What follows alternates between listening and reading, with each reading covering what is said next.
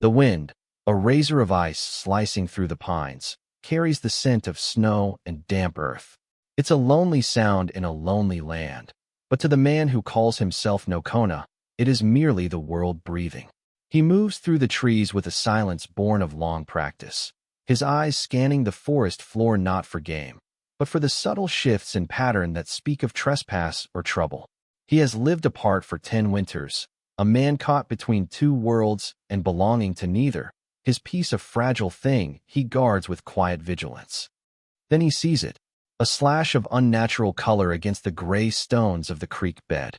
Not the muted crimson of a fallen maple leaf, but the pale, stark blue of a calico dress. His body stills, every muscle coiled. He melts behind the broad trunk of an ancient oak, his gaze fixed on the disturbance in the water. The creek, not yet fully frozen but choked with crystalline slush, moves sluggishly around a human form half submerged in its frigid embrace. A woman. Her hair, the color of sun-bleached straw, is fanned out in the current, tangled with ice and debris. She is terrifyingly still. He is about to dismiss her as another tragedy of the frontier, a life claimed by the unforgiving cold, when he sees the faintest shudder rack her body. He approaches, his moccasins making no sound on the frosted ground. Her face is as white as the snow clinging to the creek's bank, her lips a shade of bruised purple. She is young, barely a woman. As he kneels beside her, a low, guttural sound escapes her throat, a desperate fight for breath. And then her eyes, a clouded, unfocused blue, flutter open. They don't see him, not really. They are looking inward, at some private horror. Her hand, frozen and stiff, lies on the subtle swell of her belly. She is with child. Her lips part, cracking in the cold, and a single, frost-plumed word escapes. It is a whisper, a prayer, a sound so faint the wind almost steals it. But he hears it. He hears it and freezes, his heart lurching with a shock that is colder than the stream. She murmurs a name he hasn't heard a stranger speak in a decade. His own. Danger's close, and a rescue might be at hand. Before we see if justice or peril finds them, share in the comments. What's your favorite story about someone being saved against the odds? And if you're rooting for them, hit like and subscribe. The name, Nokona, hung in the air between them, an impossible bridge across a chasm of memory and circumstance. For a long moment, he was paralyzed by it. It was the name his mother had given him, a name spoken only by the people, a name he had not used since the last of his family had been laid to rest. To the traders and the blue-coated soldiers he occasionally dealt with at the distant fort, he was simply Kona, a clipped, harsh sound that kept them at arm's length. But this woman, this pale ghost drowning in his creek, had whispered the truth of him. Action broke through the spell of his shock. Questions were a luxury, survival was not. With a grunt, he hooked his arms under her, his muscles straining against the dead weight and the sucking pull of the icy water. She was impossibly light, a bird with hollow bones. He lifted her from the stream, the calico dress dripping and freezing solid as he carried her away from the bank. Her head lolled against his chest, and the faint, rattling breath was the only sign she was still among the living. His lodge was a small, sturdy cabin built into the side of a low hill, a place of wood and stone and sod that was more a part of the landscape than an imposition upon it. He kicked the door open and carried her straight to the hearth, where the embers of his morning fire still glowed. He laid her gently on the thick bear pelt that served as his rug, her fragility stark against the dark fur. Working with a detached efficiency, he stripped the frozen, sodden dress from her body. He averted his eyes from her nakedness, affording her a dignity she was not aware enough to demand. Her skin was marbled with blue and a frightening, waxy white. He knew this enemy well. The cold was a patient killer, and it had already sunk its teeth deep into her. He wrapped her in his thickest wool blankets, piling them on top of her until she was just a mound near the fire. Then he turned his attention to the hearth, coaxing the embers back to life with dry kindling until a robust flame was leaping up the chimney, throwing warmth and flickering light into the small, Spartan room. For the next several hours, he was a silent, tireless nurse.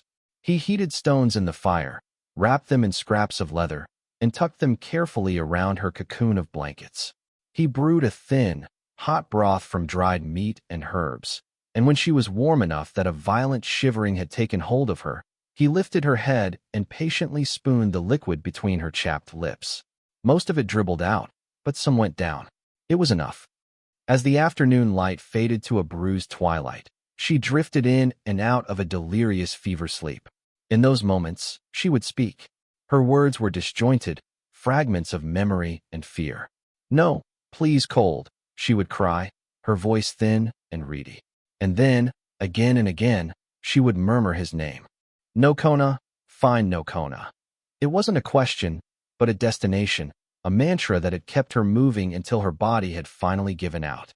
He sat on a low stool across the hearth, cleaning his rifle, the familiar, methodical movements a balm to his disquieted mind.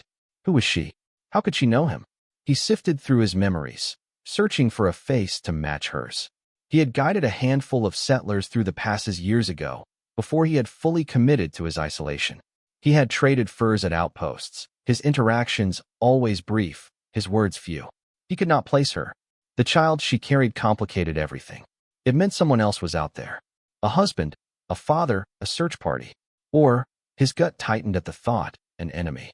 People didn't end up half-frozen in a creek in the heart of winter by accident. Night fell, blanketing the world in a profound silence broken only by the crackle of the fire and the howling of the wind. The woman's shivers subsided, replaced by a deep, more stable sleep.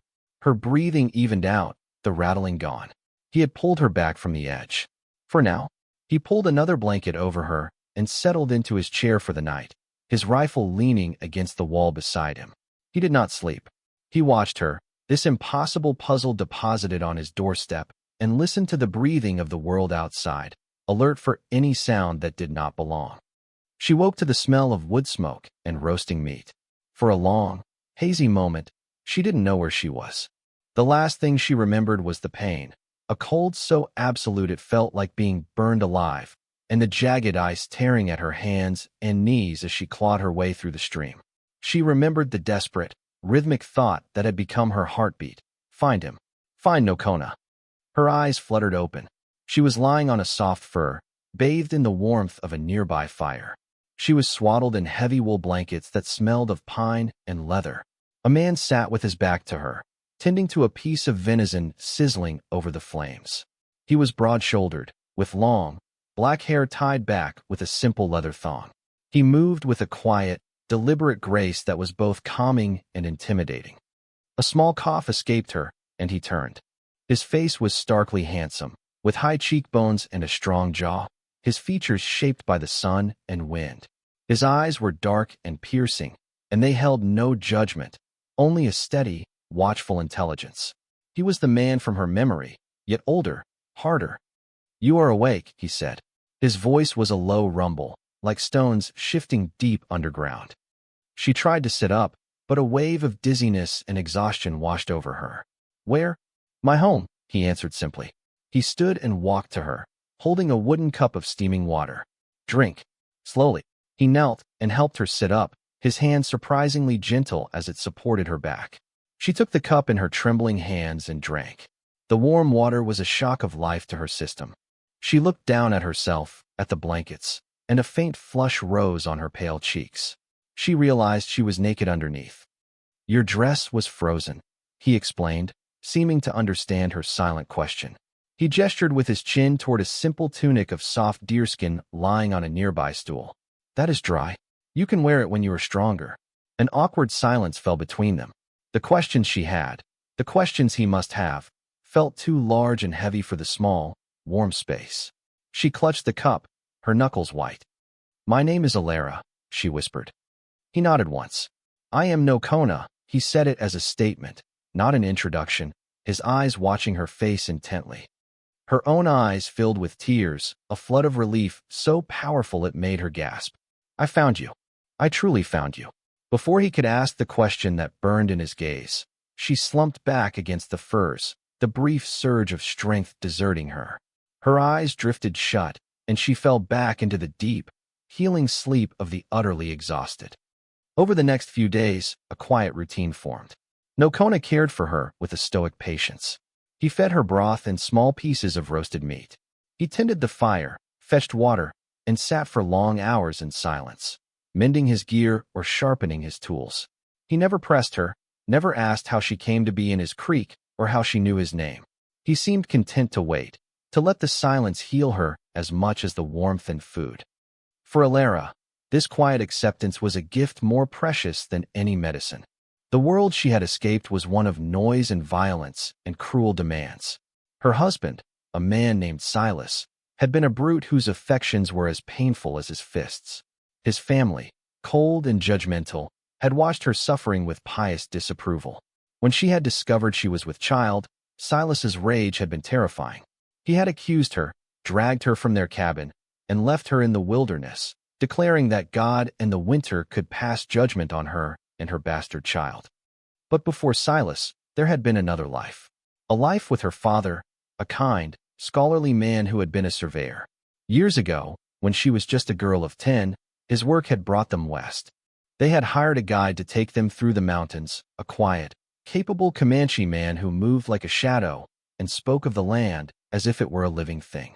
Her father, an admirer of integrity in all its forms, had respected him immensely. He had spoken the man's name with a kind of reverence. Nokona. She remembered one evening. A sudden blizzard had swept down from the peaks, trapping their small party. Her father, caught out checking a boundary marker, had nearly frozen. It was Nokona who had found him, who had carried him back to the camp and used his knowledge to save her father's life. Alara, small and terrified, had watched him work. Later, when the fear had passed, Nokona had noticed her shivering by the fire and had draped his own heavy blanket over her small shoulders. He had not smiled, but his eyes had been kind. That moment of quiet compassion had imprinted on her young mind. Her father had died of a fever 2 years later, and Alara had ended up an orphan, eventually being married off to Silas by a well-meaning but oblivious town elder. In the darkness of her despair, fleeing from Silas, that single memory of kindness had become a beacon. The name Nokona became a direction, a desperate hope that the man of honor her father had admired still existed somewhere in this vast, unforgiving land. She had simply walked toward the mountains, whispering his name like a prayer. Now, sitting in his lodge, she found the words to tell him. She spoke in a low, halting voice, her gaze fixed on the dancing flames. She told him of her father, the surveyor. She told him of the blizzard, of the blanket, of a kindness a stoic man had shown a small, frightened girl a decade ago. Nokona listened without interruption, his face an unreadable mask. When she finished, the silence returned, but it was different now. It was filled with the weight of her story, with the incredible, fragile thread of memory that had led her to him. He rose and walked to the small window, looking out at the snow-dusted trees. "I remember your father," he said, his back still to her. He was a good man. He did not look at the land as a thing to be broken, but as a story to be read. He turned to face her, and for the first time, she saw a flicker of something beyond stoicism in his dark eyes. A deep, old sorrow. "I did not remember the child. You were a safe place in my memory," she confessed, her voice barely audible. "The only one I had left." He held her gaze, and in that shared look, the dynamic between them shifted. She was no longer a stranger, a burden washed up on his shore. She was the daughter of a man he had respected, a link to a past he thought long buried. And he was no longer just a rescuer. He was her destination. He had become, through a simple act of kindness 10 years prior, the guardian she had sought in her darkest hour. The sanctuary he had built for himself was no longer just for him. Life settled into a new rhythm, one of partnership. As Alara's strength returned, she began to contribute to their shared existence. She had a quiet competence that Nokona came to appreciate. She mended his clothes with neat, small stitches, her needle flying with a skill that spoke of long practice. She learned to grind corn into meal, to prepare the vegetables he had stored in his root cellar, and her cooking filled the small cabin with aromas he hadn't realized he'd missed. They spoke more, though their conversations were often punctuated by long, comfortable silences. She told him about her father's books, and he told her about the stars, which the people called the campfires of the sky spirits. He taught her which roots were safe to eat and how to read the stories left by animals in the snow. She, in turn, read to him in the evenings from the single, worn book she'd managed to carry with her, a collection of poems. He would listen, his eyes closed, as her soft voice filled the space between them. He watched the gentle swell of her belly grow more pronounced, and a fierce, protective instinct rose in him. He had never considered a family. His past was filled with loss, the sickness that had taken his wife and son, the massacre that had scattered his band, forcing him into this solitary life.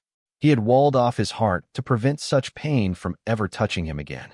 But this woman and her unborn child were methodically dismantling those walls, stone by stone, with their quiet presence. One afternoon, he was checking his trap lines on the ridge overlooking the valley when he saw them. Two figures on horseback, moving slowly, deliberately, their eyes scanning the ground. They wore the heavy wool coats of settlers, and rifles were settled in scabbards beside their saddles. They were too far away for him to make out their faces, but their posture was predatory. They were not lost hunters. They were searching. A cold dread settled in his stomach. He slipped back into the trees, a ghost in the forest, and circled around to get ahead of them. From a high granite outcropping, he watched them. One of them dismounted and knelt, pointing to the ground. Even from this distance, Nokona knew what he had found. The faint, scuffed tracks Alara had left in her desperate flight days earlier, now partially obscured by fresh snow, but still visible to a trained eye. They were on her trail. He returned to the cabin as dusk was falling, his movements tight with urgency. Alara looked up from the stew she was stirring, her brow furrowed with concern at the grim set of his jaw. "What is it?" she asked. "Riders," he said, his voice low. "Two of them. They are tracking you." The color drained from her face. The wooden spoon clattered from her hand into the pot. "Silas," she whispered, her hands instinctively going to her stomach. "It's him. He's come back to finish it. He will not touch you," Nokona stated. It was not a promise, but a declaration of fact. He checked his rifle, the metallic click of the action loud in the tense silence. He took a second, smaller pistol from a wooden chest and began to clean and load it. "We can't fight them," she said, her voice trembling. "He has his brother with him, probably. They're cruel men, Nokona. They'll kill you for helping me." "This is my land," he said, his eyes meeting hers. "They are the trespassers. I will not run from my own home." He held out the pistol to her, handle first. "Do you know how to use this?" She stared at the weapon, horrified. "No." He took her hand and wrapped her fingers around the grip. "I will not let them reach this cabin. But if I am wrong, if they get past me, you will not let him take you. You will not let him harm the child." His voice was flat, devoid of emotion, but his eyes burned with a fire she had never seen before. "You pointed at the door. You pull the hammer back. You squeeze. Do you understand, Alara?" Tears streamed down her face, but she nodded, her hand tightening on the heavy pistol. The fear was a cold knot in her stomach, but seeing his resolve, feeling the weight of the weapon in her hand, ignited a tiny spark of defiance within her. She had been a victim for so long. She had run and hidden and prayed. She would not be a victim anymore. She would stand with the man who had shown her kindness, the man who was now risking his life for her and her child. They waited. The stew grew cold. The fire burned down to glowing coals. Every gust of wind sounded like hoofbeats, every snap of a frozen branch like the cocking of a rifle. Alara sat in a chair in the darkest corner of the cabin, the pistol resting heavily in her lap. Nokona stood by the door, a motionless silhouette against the hide-covered window, listening. He was no longer just a man in a cabin. He had become a spirit of the mountain, a guardian at the gate. The peace of their shared solitude was over. The violent world they had both sought to escape had found them. They came at dawn. The first light was filtering through the trees, painting the snow in shades of gray and lavender, when Nokona heard the crunch of hooves on frozen ground. He didn't move from his position by the door, merely gave a low whistle to alert Alara. She flinched, her knuckles turning white where she gripped the pistol. Two riders emerged from the pines, their horses blowing plumes of steam in the frigid air. The man in front was large and barrel-chested, with a thick, unkempt beard and small, mean eyes. It was Silas. The man beside him was a leaner, younger version of the same mold. They stopped about 30 yards from the cabin, their gaze sweeping over the small, sturdy structure, the thin curl of smoke rising from the chimney. "Alara," Silas's voice was a bellow that shattered the morning stillness. "I know you're in there, you whore. Come out now. Hiding with some redskin savage won't save you from God's judgment." The door to the cabin opened, and Nokona stepped out. He didn't have his rifle. He stood on the small porch, his arms crossed over his chest, a figure of calm, immovable strength. Silas and his brother exchanged a surprised look. They had clearly expected a cowering woman, not this. "Who the hell are you?" Silas snarled, his hand moving to the butt of the pistol tucked in his belt. "This is my home," Nokona said, his voice quiet but carrying with perfect clarity in the cold air. "The woman is under my protection. You will leave." Silas laughed, a harsh, ugly sound. "Under your protection? She's my wife. My property. I'll do with her as I please. Now stand aside, Injun, before I decide to decorate this shack with your scalp." "She is not your property," Nokona stated. "She is a person, and she is not going with you." The cabin door opened again, and Alara stepped out to stand beside Nokona. She was pale, and her hands were trembling, but her chin was high. She had left the pistol inside. She knew, somehow, that this had to be won with will, not with weapons. "I am not your wife anymore, Silas," she said, her voice stronger than she could have hoped. "You cast me out. You left me to die. You have no claim on me." Silas's face contorted with rage. He saw her hand resting protectively on her stomach, and his eyes blazed with a hateful fire. "That bastard child is a stain on my name. I've come to wipe it clean. Both of you." He began to swing down from his horse. "Stay where you are," Nokona commanded. His voice dropped, losing its calm and taking on a dangerous edge, like the low growl of a cornered wolf. "You took her into the wilderness to die. By the laws of your God and the spirits of this land, you abandoned your claim. She survived. She is free. Now you are trespassing. Turn your horses around and ride away. There will be no second warning." There was something in his voice, in his absolute stillness, that gave Silas pause. He was halfway off his horse, one foot on the ground. He looked from Nokona's unyielding face to Alara's defiant one. He was a bully, accustomed to his victims cowering. This united front unnerved him. His brother, sensing the shift, shifted his rifle uneasily. "You think you can stop us both?" Silas spat, trying to regain his bluster. Nokona slowly uncrossed his arms. "I know this land. I know every tree, every rock, every shadow. You do not. If you take one more step toward this house, you will not leave these mountains alive. Your bodies will feed the crows, and no one will ever find you." He was not boasting. He was laying out a fact as plain and cold as the stone beneath their feet. The raw, primal certainty in his words hung in the air. Silas looked into Nokona's eyes and saw no fear, no doubt, only a promise of swift and total annihilation. He saw a man who had lost everything before and had nothing left to lose, a man who would die to protect this small patch of ground and the woman who stood upon it. And Silas, for all his cruelty, was a coward. He was not prepared to die for his hatred. He hesitated for a long second, his face a mask of indecision and wounded pride. Then, with a curse, he swung his leg back over his horse.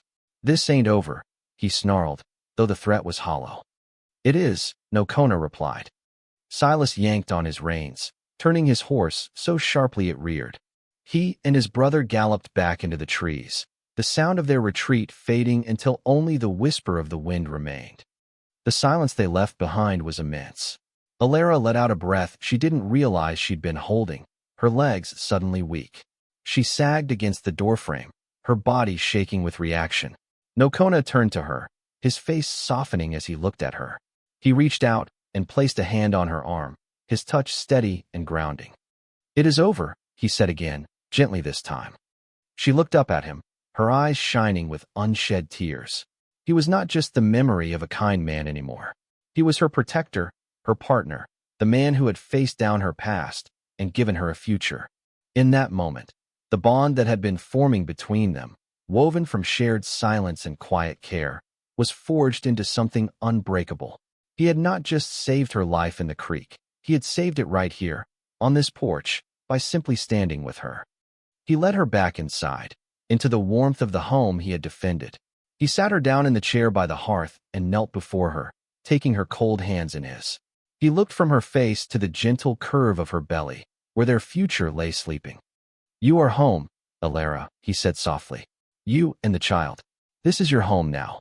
He raised one of her hands to his lips and pressed a gentle kiss to her knuckles. It was a gesture of profound tenderness, a solemn oath that needed no more words. Outside, the sun crested the ridge, flooding the valley with golden light. Inside the small cabin, surrounded by the quiet peace they had won together, their new life was just beginning. Thanks for watching. If you believe in compassion, overcoming prejudice, and finding love in unexpected places, give this story a like and subscribe for more. This story showed love and heroism where least expected. What was your favorite moment of connection between them? Tell us in the comments.